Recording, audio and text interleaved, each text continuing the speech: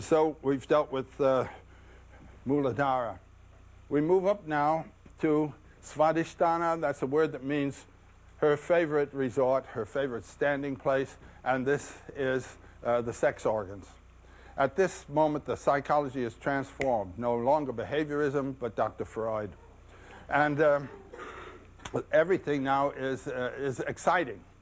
It's sex is the aim of life.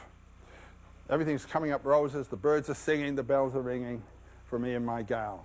And the frustrations of sex are also to be recognized here. And if the frustrations are continuous, then one turns one's mind to something else, and civilization comes into being. This is what's known as sublimation. So here's Dr. Freud. That psychology is the psychology of chakra 2. Here is the chakra, and now we get the symbology of the world associated with the psychology of chakra 2. Here is the moon. The moon is the governor of the tides of life.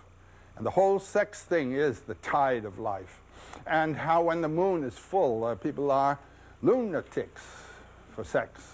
The dogs are barking and the coyotes and all of that. And I'm told that the crabs come out and dance on the beach. And here is the Makara as the symbolic animal of the Ganges, the goddess Ganga. So the pouring of the waters of the Ganges, that's all of this energy. This is the erotic source of life and of excitement and of being in the world. Not only Ganga, but in the Vedic pantheon, the god Varuna, who represents the rhythm of the rolling heavens.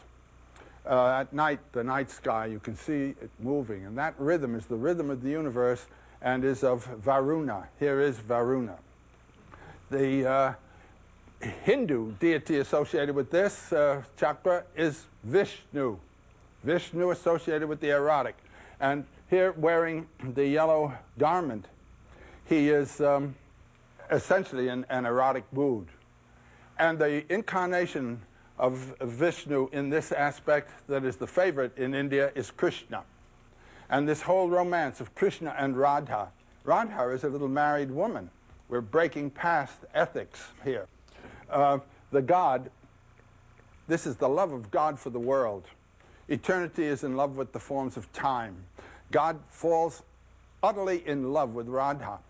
And there's a beautiful, very voluptuous, strong poem written of this called the Gita Govinda, the Song of the Cowherd, composed by a young Brahmin who was in love with the daughter of his guru and saw himself as Krishna and her as Radha, and writes of his love as Krishna informing him, Krishna's love animating his own love, and so forth. It's a long, rich, beautiful, very human and yet divine poem.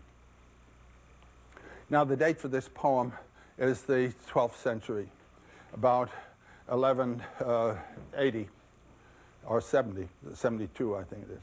Those are the dates for the Tristan romance in Europe.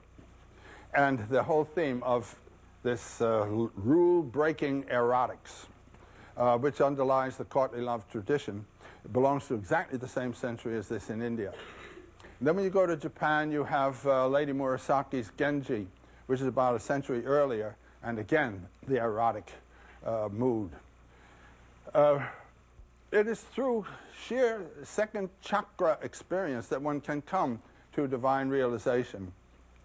And in the Vaishnava tradition, the tradition associated with Vishnu, which is of this erotic mode, the way of love. Christ also his love brings him to death on the cross.